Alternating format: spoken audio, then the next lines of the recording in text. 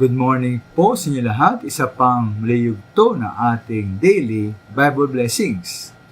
Pamagat po ng ating aralin ngayong umaga ay marami na ba tayong bunga? Marami na ba tayong bunga?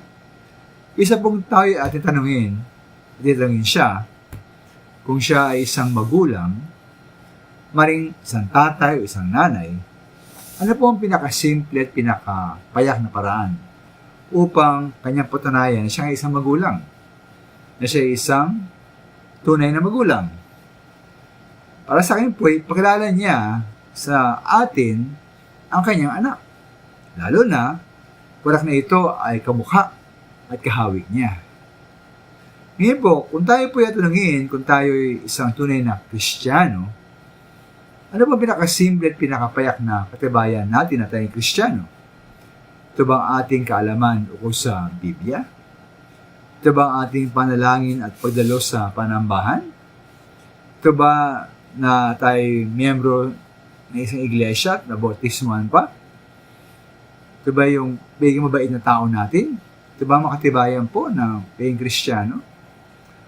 Para ba sa akin ay isang maganda at matibay na pagkapatunay na tayo toong Kristiyano ay mga kaluluwang ating nadala sa ating Panginoon.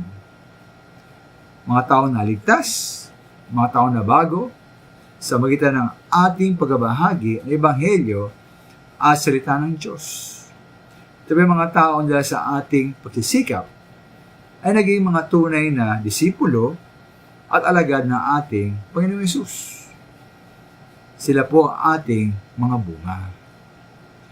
Kaya bilang mga alagad po ng Panginoong Hesus, tayo nga po inutusang gawing alagad ni Kristo ang mga tao. Kumbaga sa magulang, tayo inutusang mga minamahal na tayo mga anak na mga alagad ng ating Panginoong Hesus.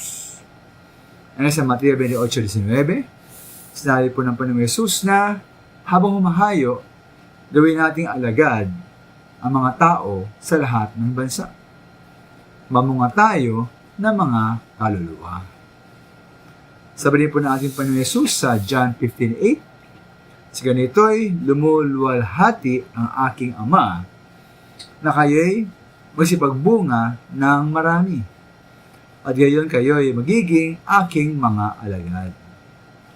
Kaya po ito pong tayo mga alagad ng ating Panginoon Hesus, dapat tayong mamunga ng maraming mga alagad ng ating Panginoon Hesus. Kaya tanong namin sa bagay ito, marami na ba tayong bungang na pakita sa ating Panginoon Hesus? Marami na ba tayong kaluluwang na dala sa ating Panginoon Hesus at totoong naligtas?